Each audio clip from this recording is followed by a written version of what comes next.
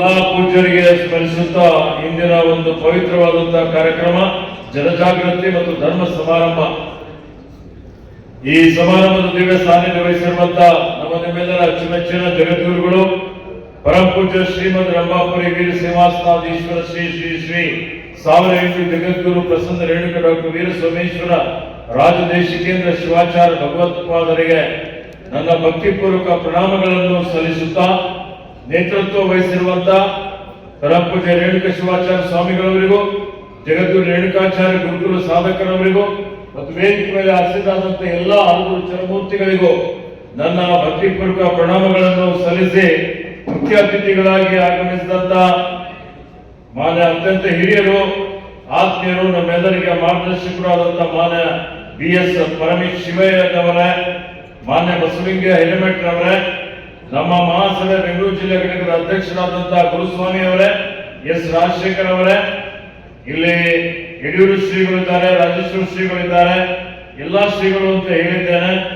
ಮತ್ತೆ ಈ ಕಾರ್ಯಕ್ರಮ ಆಯೋಜನೆ ಮಾಡಿದಂತ ಎಲ್ಲ ಅಶೋಕ್ ಅವರು, ವೀರಭದ್ರಯ್ಯ ಅವರು, ವೇದಿಕೆ ಮೇಲೆ ಮತ್ತು ಕೆಳಗಡೆ ಆಸೀನರಾದಂತ ಎಲ್ಲ ನಮ್ಮ ಆತ್ಮೀಯ ಸಹೋದರ ಸಹೋದರಿಯರೇ, ಮಾಧ್ಯಮದ ಮಿತ್ರರೇ, ಬಂಧುಗಳೇ, ನಿಮ್ಮೆಲ್ಲರಿಗೆ ನನ್ನ ಅನಂತ ಅನಂತ ಶರಣಾರ್ಥಿಗಳು. ಆದ್ಮೇಲೆ ಇವತ್ತು ಪ್ರತಿ ವರ್ಷದಂತೆ ಪರಮ ಪೂಜ್ಯ ಶ್ರೀಮದ್ ರಂಭಾಪುರಿ ಜಗದ್ಗುರುಗಳವರು ಆಷಾಢ ಮಾಸದ ಇವತ್ತೇನು ನಮ್ಮ ಇಷ್ಟಲಿಂಗ ಮಹಾಪೂಜೆ ಮತ್ತು ಜನಜಾಗೃತಿ ಧರ್ಮ ಸಮಾರಂಭ ಅವರ ಸಾನ್ನಿಧ್ಯದಲ್ಲಿ ತಾವೆಲ್ಲ ಆಯೋಜಕರೆಲ್ಲರೂ ಕೂಡಿಕೊಂಡು ಇಲ್ಲಿ ಆಯೋಜನೆ ಮಾಡಿದಿರಿ. ಇದು ಬಹಳ ಅತ್ಯಂತ ಔಚಿತ್ಯಪೂರ್ಣವಾದಂತಹ ಒಂದು ಕಾರ್ಯಕ್ರಮ ಅಂತ ಹೇಳಿ ನಾನು ಹೇಳಿಕೆ ಬಯಸ್ತಾ ಇದ್ದೇನೆ. ಆದ್ಮೇಲೆ ಇವತ್ತು ಪೂಜ್ಯರು ಯಾವತ್ತಿಗೂ ಏನೊಂದು ನಮ್ಮೆಲ್ಲರಿಗೆ ಮಾರ್ಗದರ್ಶನ ಮಾಡ್ತಾರೆ, ಮಾನವ ಧರ್ಮಕ್ಕೆ ಜಯವಾಗಲಿ, ಧರ್ಮದಿಂದಲೇ ವಿಶ್ವಕ್ಕೆ ಶಾಂತಿ ಅಂತ ಹೇಳಿ, ಸಾಹಿತ್ಯ ಸಂಸ್ಕೃತಿ ಸಂವರ್ಧಿಸಲಿ, ಶಾಂತಿ ಸಮೃದ್ಧಿ ಸರ್ವರಿಗಾಗಿ, ಎಲ್ಲರಿಗೂ ಒಳ್ಳೆಯದಾಗಲಿ ಅನ್ನುವಂಥದ್ದು ಮೊದಲಿನಿಂದಲೇ ಇವತ್ತೇನು ನಮ್ಮ ವೀರಶೈವ ಲಿಂಗಾಯತ ಸಮುದಾಯದ ಎಲ್ಲಾ ಮಠಪೀಠಗಳು ಇವತ್ತು ಗುರುಗಳಿರ್ಬೋದು, ವಿರಕ್ತರಿರ್ಬೋದು, ಕಾಲ ಕಾಲಕ್ಕೆ ಸಮಾಜವನ್ನು ಬೆಳಗುವಂತ ಕೆಲಸವನ್ನೇ ಮಾಡಿದ್ದಾರೆ. ಅದರಲ್ಲಿ ವಿಶೇಷವಾಗಿ ಜಗದ್ಗುರುಗಳು ಪೂಜ್ಯ ರಂಭಾಪುರಿ ಶ್ರೀಗಳು ಇವತ್ತು ರಾಜ್ಯದಾದ್ಯಂತ ಎಲ್ಲಾ ಕಡೆ ಸುತ್ತಾಡಿ ಧಾರ್ಮಿಕ ಜಾಗೃತಿ ಮೂಡಿಸುವಂಥದ್ದು, ಜನಜಾಗೃತಿ ಮೂಡಿಸುವಂತ ಒಂದು ಕಾರ್ಯವನ್ನು ಇವತ್ತು ಮಾಡ್ತಾ ಇರ್ತಕ್ಕಂಥದ್ದು ನಾವೆಲ್ಲ ನೋಡ್ತಾ ಇದ್ದೇವೆ.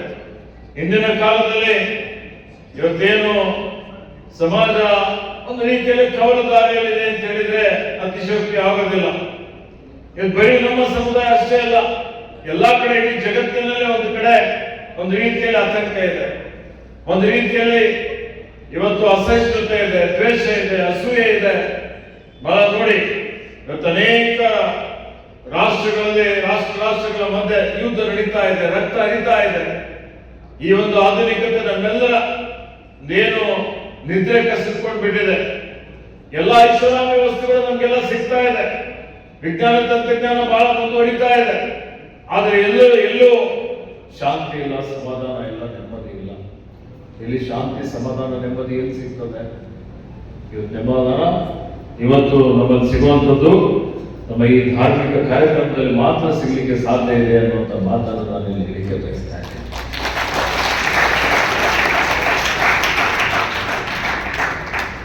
ಆತ್ಮೀಯರೇ, ಇವತ್ತು ನಾವು ನೋಡ್ತಾ ಇದ್ದಾರೆ, ಇಂದಿನ ಕಾಲದಲ್ಲಿ ವಿಶೇಷವಾಗಿ ಯಾವುದೇ ಒಂದು ಸಮಾಜಕ್ಕೆ ಒಂದು ರಾಜ್ಯಕ್ಕೆ, ರಾಷ್ಟ್ರಕ್ಕೆ ಆಧಾರ ಸ್ತಂಭ ಯಾರು?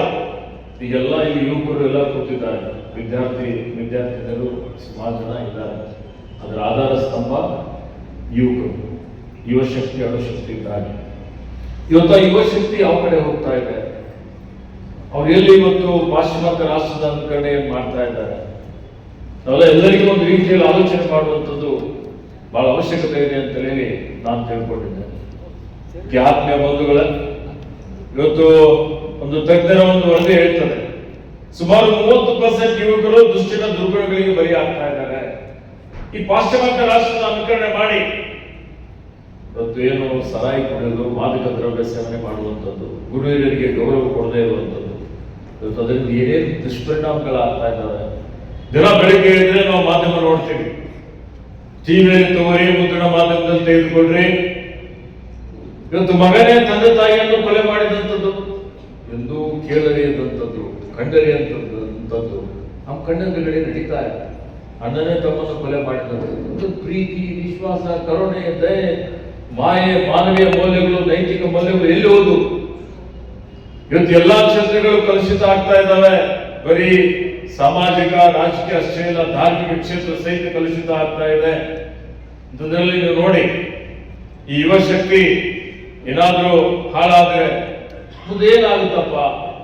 ಇವತ್ತು ಜೊತೆಲಿ 30% ಯುವಕರು ನಾವು ನೋಡ್ತಾ ಇದ್ದೇವೆ ಬರೀ ಸ್ಮಾರ್ಟ್ ಫೋನ್ ಅಲ್ಲಿ ಇದ್ದಾರೆ ಎಲ್ಲಾ ಕಡೆ. ಆ ಸ್ಮಾರ್ಟ್ ಫೋನ್ ಏನು ಮಾನಸಿಕವಾಗಿ ದುರ್ಬಲ ಆಗ್ತಾ ಇದ್ದಾರೆ. ಅವರೆಲ್ಲರ ಆರೋಗ್ಯನೇ ಕೆಟ್ಟು ಹೋಗ್ತಾ ಇದೆ. ಅಂತ ಒಂದು ಸಂದರ್ಭದಲ್ಲಿ ಯುವಕರೇ ಹಾಳಾಗಿ ಹೋದ್ರು ಅಂತ ಹೇಳಿದ್ರೆ ಸಮಾಜ ನಿರ್ಮಾಣ ಆಗಲಿಕ್ಕೆ ಹೆಂಗ್ ಸಾಧ್ಯ ಆಗ್ತದೆ? ಇವತ್ತು ಯಾವುದರಿಂದ ನಮ್ಮ ಯುವಕರಿಗೆ ಒಂದು ನೆಮ್ಮದಿ, ಶಾಂತಿ ಸಿಗ್ತದೆ? ಇವತ್ತು ನೋಡಿ, ಇಲ್ಲಿ ಆಷಾಢ ಮಾಸದ ನಿಮಿತ್ತ ಇಷ್ಟಲಿಂಗ ಪೂಜೆ ಹಮ್ಮಿಕೊಂಡಿದ್ದಾರೆ. ಈ ಇಷ್ಟಲಿಂಗ ಪೂಜೆ ಮಾಡೋದ್ರಿಂದ, ಅದರಲ್ಲಿ ವಿಶೇಷವಾಗಿ ವೈಜ್ಞಾನಿಕವಾಗಿ ಇಷ್ಟಲಿಂಗ ಪೂಜೆ ಮಾಡೋದ್ರಿಂದ ಏಕಾಗ್ರತೆ ಹೆಚ್ಚಿಗೆ ಆಗ್ತದೆ, ಮನಸ್ಸಿಗೆ ನೆಮ್ಮದಿ ಸಿಗ್ತದೆ, ಮನಸ್ಸಿಗೆ ಒಂದು ರೀತಿಯಲ್ಲಿ ಶಾಂತಿ ಸಿಗ್ತದೆ. ಬಹಳ ಅವಶ್ಯಕತೆ ಇದೆ ಅನ್ನೋಂಥ ಮಾತನ್ನು ಹೇಳಿಕೆ ಬಯಸ್ತೇನೆ. ಅದಕ್ಕೆ ಇವತ್ತು ಬೀದರ್ನಲ್ಲಿ ಬಸವ ಕಲ್ಯಾಣದಲ್ಲಿ ನಾವು ನವ ಮಂಟಪ ನಿರ್ಮಾಣ ಮಾಡ್ತಾ ಇದ್ದೀವಿ. ದೊಡ್ಡ ಪ್ರಮಾಣದಲ್ಲಿ ಸುಮಾರು 742 ಕೋಟಿ ರೂಪಾಯಿ ವೆಚ್ಚದಲ್ಲಿ ನಿರ್ಮಾಣ ಆಗ್ತಾ ಇದೆ. ಅಲ್ಲಿ ನಾನು ವಿಶೇಷವಾಗಿ ವೈಜ್ಞಾನಿಕವಾಗಿ ಇವತ್ತು ಯಾವ ರೀತಿಯಲ್ಲಿ ಪೂಜ್ಯರು ಯಾವ ರೀತಿಯಲ್ಲಿ ಇವತ್ತೇನು ಇಷ್ಟಲಿಂಗ ಪೂಜೆ ಮಾಡಬೇಕು ಅನ್ನುವಂತ ಒಂದು ತರಬೇತಿ ಅಂದ್ರೆ ಮಾರ್ಗದರ್ಶನ ಮಾಡ್ತಾರೆ. ಅದೇ ರೀತಿಯಲ್ಲಿ ಮನಸ್ಸಿಗೆ ನೆಮ್ಮದಿ ಸಿಗುವಂತಹ ರೀತಿಯಲ್ಲಿ, ಶಾಂತಿ ಸಿಗುವಂತಹ ರೀತಿಯಲ್ಲಿ ಇವತ್ತು ಅವರ ಒಂದೇನು ಜ್ಞಾಪಕ ಶಕ್ತಿ ಹೆಚ್ಚಿಗೆ ಆಗುವಂತಹ ರೀತಿಯಲ್ಲಿ ಯುವಕರಿಗೆ, ಯುವತಿಯರಿಗೆ ಈ ಒಂದು ಅಂತಾರಾಷ್ಟ್ರೀಯ ಮಟ್ಟದ ಇಷ್ಟಲಿಂಗ ಪೂಜೆ ತರಬೇತಿ ಕಾರ್ಯಕ್ರಮ ಅಲ್ಲಿ ಮಾಡುವಂತದ್ದಕ್ಕೆ ಎಲ್ಲಾ ರೀತಿಯ ಒಂದು ಸಿದ್ಧತೆಗಳನ್ನು ನಾವು ಮಾಡಿಕೊಂಡಿದ್ದೇವೆ. ಸುಮಾರು ದಿವಸಗಳಲ್ಲಿ ಅದರ ಉದ್ಘಾಟನೆ ಮಾಡ್ತೀವಿ ಅಂತ ಮಾತಾಡಿದ್ದೇವೆ.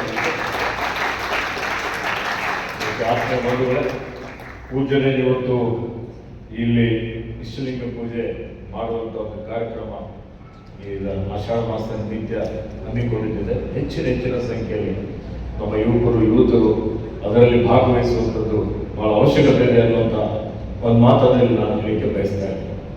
ಆದ್ರೆ ಬಂಧುಗಳೇ, ಇವತ್ತು ವೀರಶೈವ ಲಿಂಗಾಯತ ಸಮುದಾಯದ ಗಣ್ಯಮಾನ್ಯರು ಅದರ ಇತಿಹಾಸ ನೋಡಿದಾಗ ಅವರು ಬಹಳ ನವ ಕರ್ನಾಟಕ ನಿರ್ಮಾಣ ಮಾಡೋದ್ರಲ್ಲಿ, ನವ ಭಾರತ ನಿರ್ಮಾಣ ಮಾಡೋದ್ರಲ್ಲಿ ಬಹಳ ದೊಡ್ಡ ಒಂದು ಕೊಡುಗೆ ಇದೆ. ಹಿಂದಿನಿಂದಲೂ ನಾವೆಲ್ಲ ನೋಡಿದಂತಹ ಸಂದರ್ಭದಲ್ಲಿ ಬರೀ ವೀರಶೈವ ಲಿಂಗಾಯತಕ್ಕೆ ಅಷ್ಟೇ ಅಲ್ಲ, ಎಲ್ಲಾ ಜಾತಿ, ಎಲ್ಲಾ ಭಾಷೆ, ಎಲ್ಲಾ ಜನರಿಗೆ ಆಶ್ರಯ ಕೊಟ್ಟು, ಅವ್ರಿಗೆ ಅನ್ನ ಕೊಟ್ಟು, ಅವ್ರಿಗೆ ಸಂಸ್ಕಾರ ಕೊಟ್ಟು, ಅವ್ರಿಗೆ ಬೆಳೆಸಿದಂತಹ ಕೀರ್ತಿ ಯಾರಿಗಾದ್ರೂ ಸಲ್ತದೆ ಅಂತ ಹೇಳಿದ್ರೆ ಅದು ವೀರಶೈವ ಲಿಂಗಾಯತ ಸಮುದಾಯಕ್ಕೆ ಸಲ್ತದೆ ಈ ದೇಶದ ಕಡೆ ನೋಡ್ತಾ ಇದೆ. ಯಾಕೆ ನೋಡ್ತಾ ಇದೆ? ನಾವು ಬಹಳ ಶ್ರೀಮಂತರಿದ್ದೀವಿ ಅಂತ ಹೇಳಿ ಅಲ್ಲ, ನಮ್ಮ ಮಾನವ ಸಂಪನ್ಮೂಲ, ನಮ್ಮಲ್ಲಿರುವಂತಹ ವೈದ್ಯರಿದ್ದಾರೆ, ನಮ್ಮಲ್ಲಿರುವಂತಹ ಮಾಹಿತಿ ತಂತ್ರಜ್ಞರಿದ್ದಾರೆ, ನಮ್ಮಲ್ಲಿರುವಂತಹ ವಿಜ್ಞಾನಿಗಳಿದ್ದಾರೆ, ಪಂಡಿತರಿದ್ದಾರೆ, ದೇಶ ವಿದೇಶಗಳಲ್ಲಿ ದೊಡ್ಡ ದೊಡ್ಡ ಸ್ಥಾನದಲ್ಲಿದ್ದಾರೆ. ಇವತ್ತೇನು IBM ಅಂತ ಕಂಪನಿ ಇರ್ಬೋದು, ಮೈಕ್ರೋಸಾಫ್ಟ್ ಅಂತ ಕಂಪನಿಗಳಿರ್ಬೋದು, UK ಅಂತ ಮುಂದುವರೆದಂತಹ ರಾಷ್ಟ್ರದಲ್ಲಿ ಏನು ವೈದ್ಯರಿದ್ದಾರೆ, ಅವರೆಲ್ಲರ ಸೇವೆ ನಾವು ಏನಾದರೂ ವಾಪಸ್ ಪಡೆದುಕೊಂಡಿವೆ ಅಂತ ಹೇಳಿದ್ರೆ ಆ ದೇಶದ ಆಡಳಿತ ವ್ಯವಸ್ಥೆ ಇವತ್ತು ಹಾಳಾಗಿ ಹೋಗ್ತದೆ. ಅಂತ ಒಂದು ಶಕ್ತಿ ನಮ್ಮಲ್ಲಿದೆ. ಆ ಶಕ್ತಿ ತಯಾರು ಮಾಡಿದವರು ಯಾರು?